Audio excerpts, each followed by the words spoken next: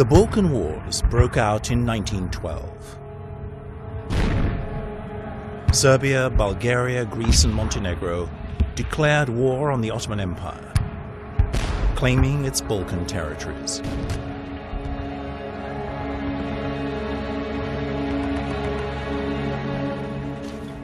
Ottoman power in the region collapsed within months. Tens of thousands of soldiers were killed, and hundreds of thousands of civilians fled their homes.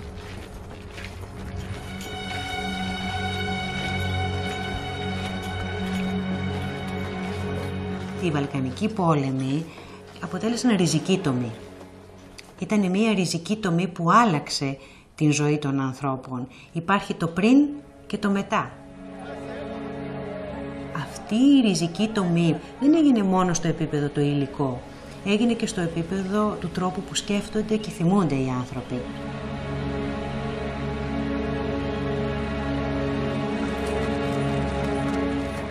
In the wake of victory, the past was to be forgotten. For many countries, the Ottoman era came to be seen as a dark age, in which little changed over a period of 400 years. It seems that we always look on only black and white at that period, and of course Turks are black and we are white. But coexistence and these kind of things, I think that I've never learned about that. If you're prone to see your time in black and white, politically or intellectually or mentally in general, of course you need that kind of dark and white picture about the past.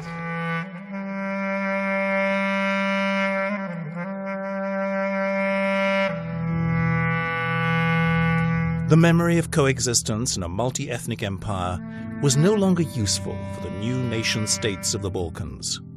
They all needed their own history of liberation from the Turks in order to foster a new national identity.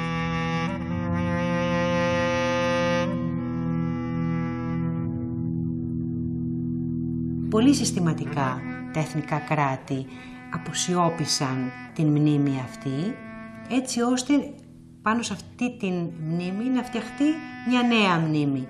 Η μνήμη δηλαδή του έθνους κράτους. 100 years after the Balkan Wars, is it possible to revisit the region without the stereotypes of the past? And can the memory of coexistence between different ethnic and religious groups during the Ottoman Empire still be relevant to us today?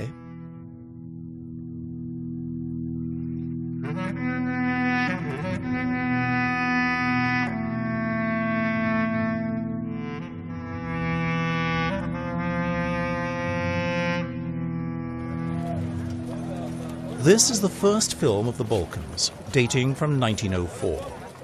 It shows everyday life in the villages of Avdela, in Ottoman Macedonia. The film was shot by two pioneering filmmakers, the Manaikia brothers, who recorded scenes of everyday life in the village. Οι αδερφοί Μανάκια τραβήξαν το πρώτο κομμάτι, που θεωρείται το παλαιότερο ντοκιμαντέρ στα Βαλκάνια, και είναι οι Φάντρες.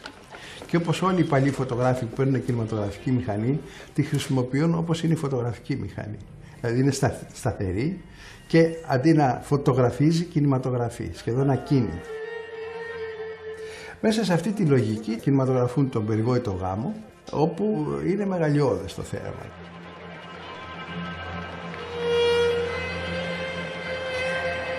The Manaikia brothers lived and worked in Ottoman Macedonia.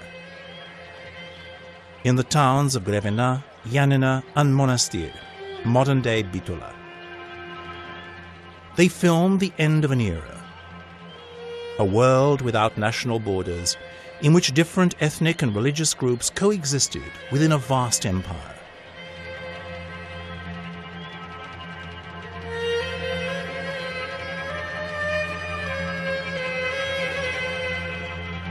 Like the people they were filming, the Manaikia brothers did not have a distinct national identity.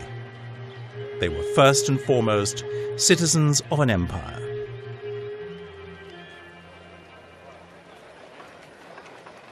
One of the difficulties that we face today is to understand how the world operated in the age of empires. And the Ottoman Empire was not a mono-confessional, mono-ethnic state.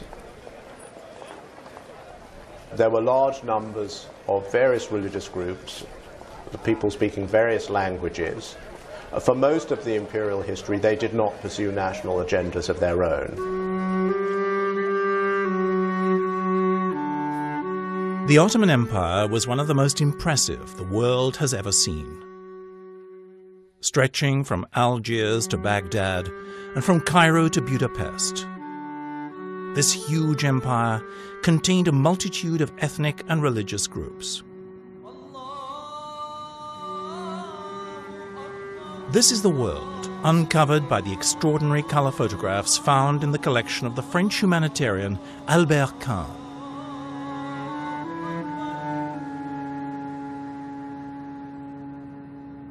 An empire which defined its inhabitants by their religion, but which allowed them to live side by side.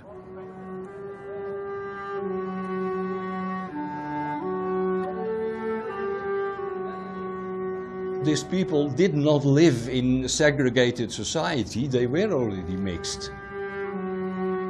In Athens it was rather harmonious, celebrating each other's religious festivities and so on. In Bulgaria you see Christians renting parts of houses of Muslims, so no segregation. In Skopje there are many places where tombs of saints, the Dervish saint or a Christian saint, were venerated by both Christians and Muslims together. Of course they had their different neighborhoods, but they also very frequently came together in public spaces like baths or marketplaces and shared a certain degree of common civility.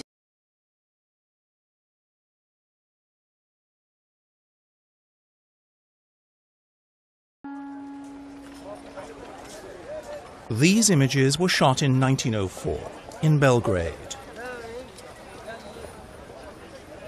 Crowds of people wearing a variety of traditional costumes gathered to watch the coronation of King Peter I of Serbia.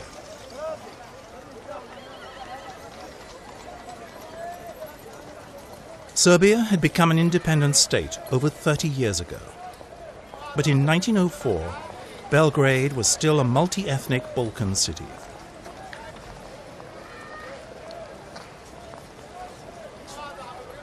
Towns and cities were incredibly mixed.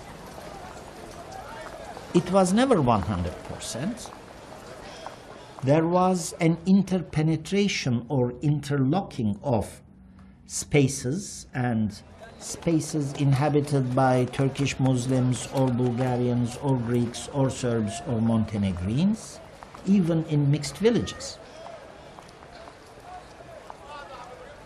So I think we have to be careful not to idealize the realities of life in the Ottoman Empire. It remains, however, an example of a polity in which different groups of different faiths did coexist with remarkably little, by the standards of the 20th and the early 21st century, with remarkably little strife between them. Το πώς ήταν η καθημερινότητα και τι σήμαινε να ζουν μαζί δίπλα-δίπλα άνθρωποι με διαφορετικές γλώσσες, διαφορετικές πεποιθήσεις, ήθη και κυρίως με διαφορετικό θρήσκευμα, αυτό έχει τελείως ξεχαστεί, σαν ανύπαρκτο, σαν να μην υπήρξε ποτέ. In the 19th century, life in the Ottoman Empire began to change. Influenced by Western Europe, the Balkans were transformed by revolutionary new ideas that would lead to the creation of nation-states and ultimately to the outbreak of the Balkan Wars. The French Revolution, for the first time, created, or shall we say, popularized, the idea of a single nation, a single people, led by a common government, a common republican government. Shekulli 19 është i njohur si shekulli i formimit të shteteve kombe, jo vetëm në Ballkan, por në përgjithësi në Evropë. Këtu duhet përmendur, domethënë, që nga koha e bashkimit kombëtar të Gjermanisë, Italisë, pastaj sigurimit të pavarësisë së plot të Greqisë, pastaj nga vendet autonome që ishin Serbia, Malizi, në Kongresin e Berlinit marrën pavarësinë e plot e tjera, do të thotë përgjithsisht shekulli 19 është shekulli i ngritjes maksimum të vetdijes kombëtare. Nationalism, or a nation state, requires the creation of a space, a territory, but if you are Greek, there are all these Bulgarians and Vlachs and Albanians and Turkish Muslims living on this space. Conversely, if you are Turkish, there are all these, again, Greeks, Armenians, Kurds, Arabs, etc. living in this space. So we have to find a way to make sure that they are not there, that they go away or disappear somehow.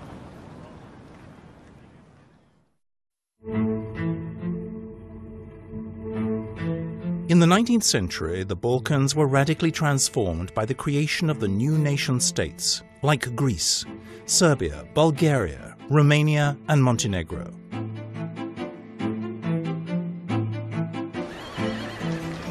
The newsreels of the period record the national celebrations and military parades of this new world. As these embryonic nation-states came into being and developed, they created, of course, immediately two crucial elements of state power, the army and national education systems. And socialization through the army and through education became two absolutely crucial pillars of nationalist consciousness. Most nationalists tended to be rather dissatisfied with the state that they got, because when the borders were agreed, they would find that people they regarded as co-nationals who should be in Greece or should be in Bulgaria or Serbia were on the wrong side of the border. The main objective of these new nation-states was to win over their unredeemed brothers, the Christian populations living outside their borders. This battle soon spread to the heart of Ottoman Europe, Macedonia. Με τα όπλα, με τα σχολεία και με τις εκκλησίες, με την λειτουργία, προσπαθούν οι αντίπαλοι εθνικισμοί να προσελκύσουν τον ντόπιο πληθυσμό στο δικό τους εθνικό πρόγραμμα.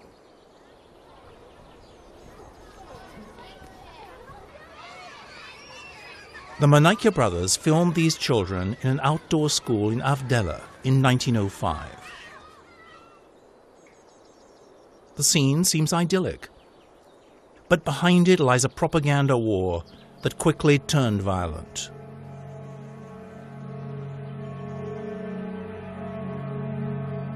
That same year, a Greek band of guerrilla fighters would burn down 130 houses in the village. The armed conflict between the new Balkan states had begun. This reality is mirrored in these exceptional portraits taken by photographer Leonidas Papazoglou in the town of Kastoria. Greek, Bulgarian and Turkish fighters, together with the town's inhabitants, proudly pose for the camera. Είναι η περίοδος ανάμεσα στο 1904 και 1908 που αποκαλούμε Μακεδονικός Αγώνας. Ο Μακεδονικός Αγώνας ήταν μια σύγκρουση ανταρτικών ομάδων βουλγαρικών και ελληνικών με σκοπό να πιεστούν τα μακεδονικά χωριά να δηλώσουν υπέρ της μίας ή της άλλης εθνικής πλευράς. Nevertheless, when they're asked, well, are you Greek or are you Bulgarian, for many of them it's a meaningless question. But of course by 1914 it will not be a meaningless question because their life or death could depend on it. Over the next decade, their lives would radically change. Macedonia was to become the battlefield of a bloody conflict waged between the armies of the new nation-states of the Balkans.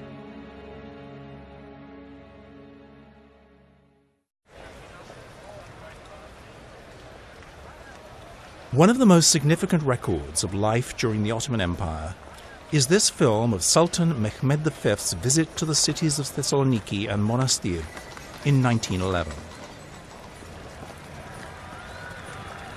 The Manaikia brothers filmed this remarkable procession, capturing the end of an era.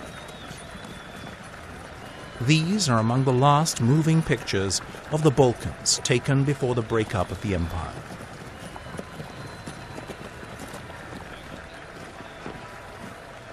Στη Θεσσαλονίκη οργανώθηκε μια μεγαλοπρεπής υποδοχή του Σουλτάνου από όλες τις κοινότητες, τους εκπροσώπους των διαφόρων κοινοτήτων.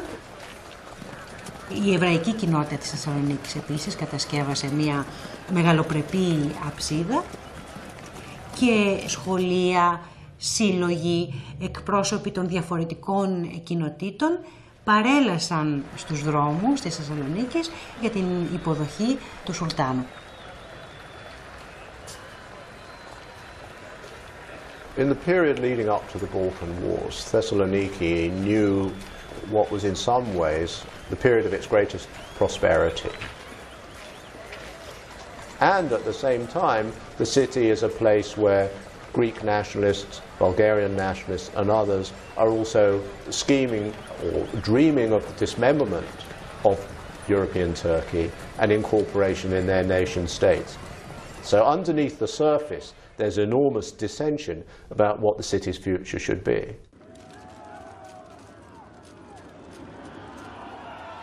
In the period leading to the Balkan Wars, photographers and cameramen filmed an endless stream of military exercises in the region. The new Balkan states dreamt of territorial expansion, of conquering lands they claimed to be their own, but which were beyond their borders.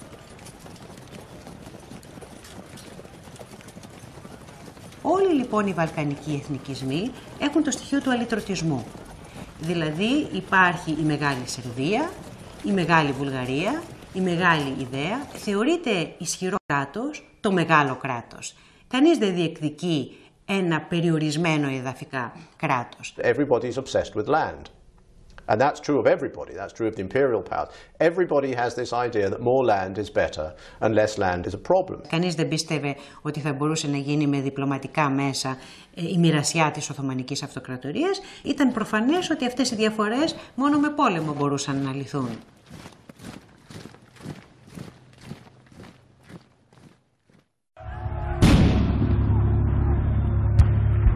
In 1912, Serbia, Bulgaria, Montenegro and Greece joined forces to declare war against the Ottoman Empire.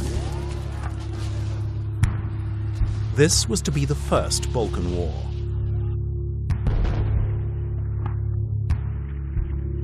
While the army of Montenegro laid siege to the city of Skodra, French cameramen filmed battle scenes, as well as the first images of dead civilians.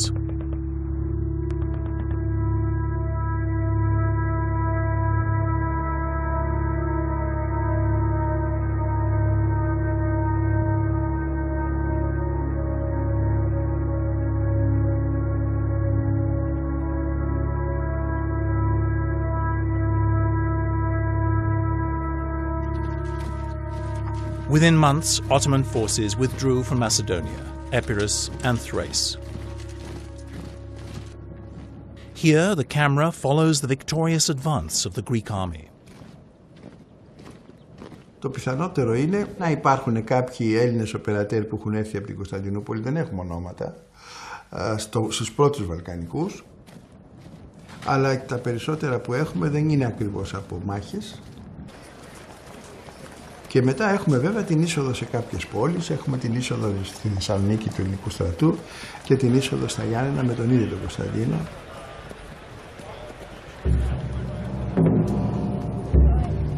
As each army advanced, entire populations were forced to leave their homes.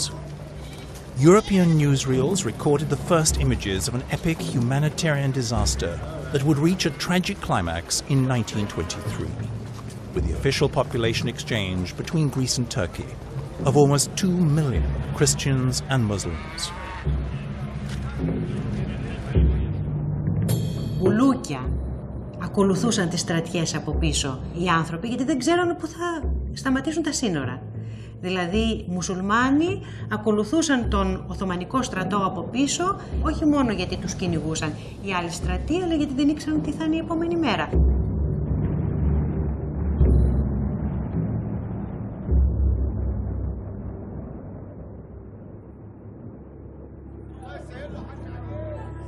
The victory of the Balkan allies forced the Ottoman Empire to surrender, but peace was still elusive. In June 1913, Bulgaria attacked Greece and Serbia, hoping to gain more lands. This was the beginning of the Second Balkan War. The Second Balkan War sees the competing and essentially irreconcilable irredentist claims of the Allies in the Balkan League explode into a second conflict.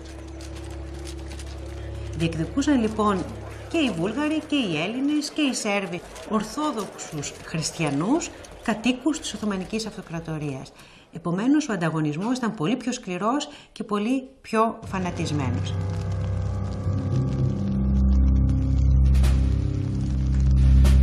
The impact of the Second Balkan War on the civilian population was devastating. The extent of war atrocities committed against the inhabitants of the region was made known by the Carnegie Commission. Entire towns and villages, such as Ceres and Kilkis, were burnt down by the Bulgarian and Greek armies respectively, as they fought to capture populated areas and carried out reprisals.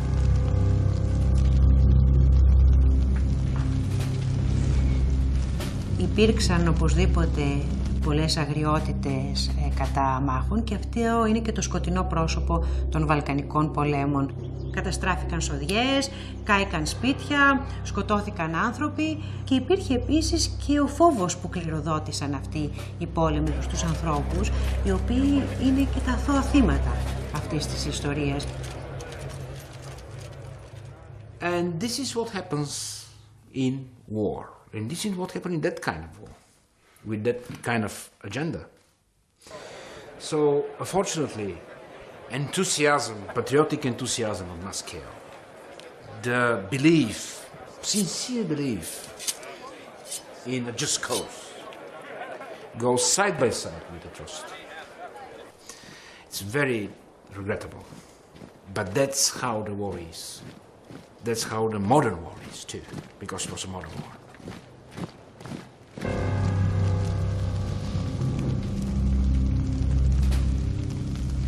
Φτιάχτηκε ένα φιλμάκι το οποίο έδειχνε την σκληρότητα αυτού του πολέμου στο Παρίσι, στους κινηματογράφους, για το πόσο απάνθρωπος είναι αυτός ο πόλεμος, και είπαν ευτυχώς δεν γίνεται στη δική μας την περιοχή, αλλά γίνεται κάτω στα Βαλκάνια, και το σχόλιο το ξεχάσανε μετά από ένα χρόνο.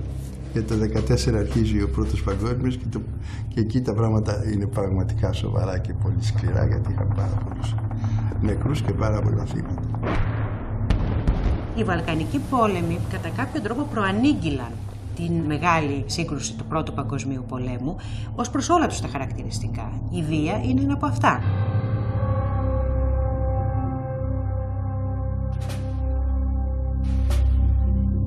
The 20th century was the most violent century of world history. 2 world wars, the Jewish Holocaust, nuclear destruction, genocides, and ethnic cleansing. The Balkans had their share of violence, culminating in the breakup of Yugoslavia in the early 1990s. Όταν τελείωσαν οι πόλεμοι στην Ιουγκοσλαβία, είχαμε την αίσθηση ότι έκλεισε ο κύκλος των Βαλκανικών πολέμων, ότι έκλεισε ο κύκλος της βίας. Ωστόσο, στην περιοχή μας η κατάσταση είναι εξαιρετικά ρευστή. Αυτό το τοπίο που βλέπαμε πριν από τους Βαλκανικούς πολέμους, με τις διαφορετικές ταυτότητες, ισχύει και σήμερα. Τίποτα όμως δεν μας εξασφαλίζει ότι δεν θα υπάρξει μία νέα ανάφλεξη. Εξακολουθούν να δημιουργούνται εθνικές ταυτότητες στην περιοχή. Δεν έχει τελειώσει η εθνογένεση. 100 years after the Balkan Wars, war continues to threaten the region. But by looking back to the history of coexistence in the Balkans, we can begin to better understand the present and to face the future without the prejudices of the past.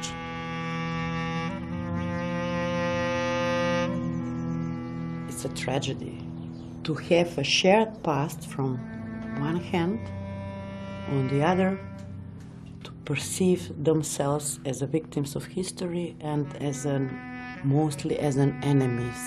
It seems that if you live in the Balkans, that you only have negative image of the other.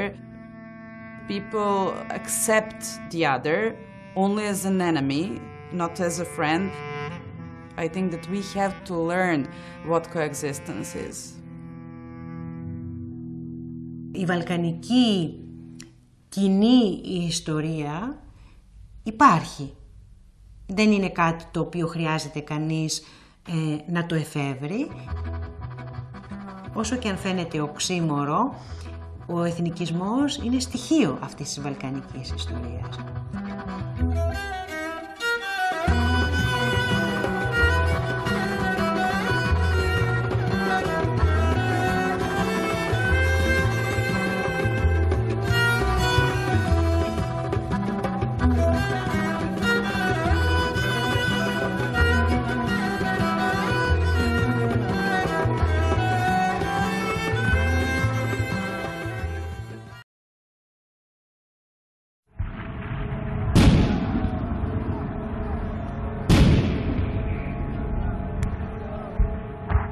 The Balkan Wars broke out in 1912. Serbia, Bulgaria, Greece and Montenegro declared war on the Ottoman Empire, claiming its Balkan territories.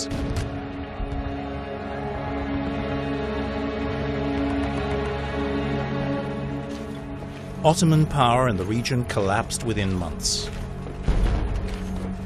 Tens of thousands of soldiers were killed, and hundreds of thousands of civilians fled their homes.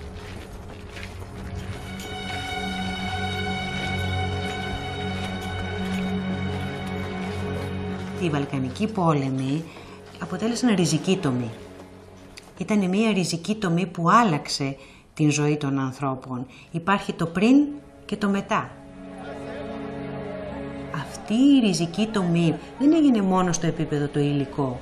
Έγινε και στο επίπεδο του τρόπου που σκέφτονται και θυμούνται οι άνθρωποι.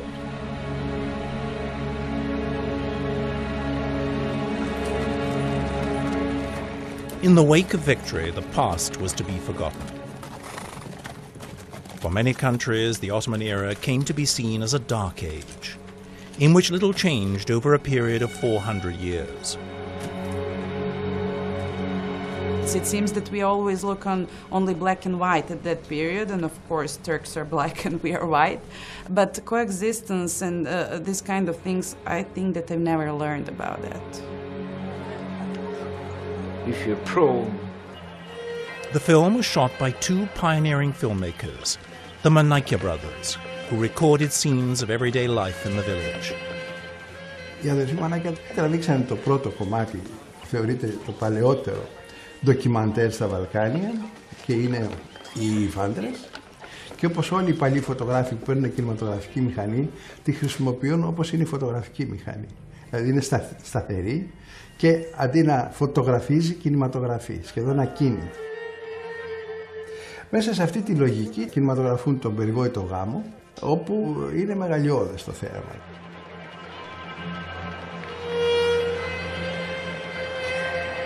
The Montenegro brothers lived and worked in Ottoman Macedonia. In the towns of Grevena, Yanina and Monastir, modern-day Bitola. Μια νέα μνήμη, η μνήμη δηλαδή του έθνους κράτους. 100 years after the Balkan Wars, is it possible to revisit the region without the stereotypes of the past? And can the memory of coexistence between different ethnic and religious groups during the Ottoman Empire still be relevant to us today?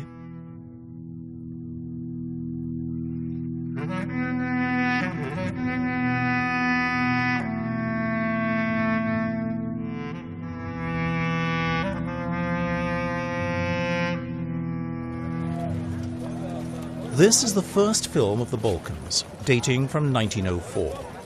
It shows everyday life in the villages of Avdela, in Ottoman Macedonia. To see your time in black and white, politically or intellectually or mentally in general, of course you need that kind of dark and white picture about the past.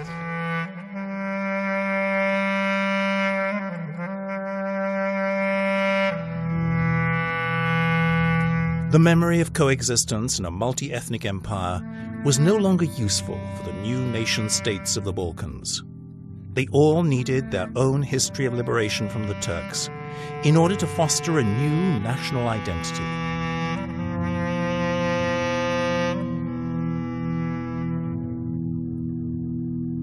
Πολύ συστηματικά τα εθνικά κράτη αποσιώπησαν την μνήμη αυτή, έτσι ώστε πάνω σε αυτή την μνήμη να φτιαχτεί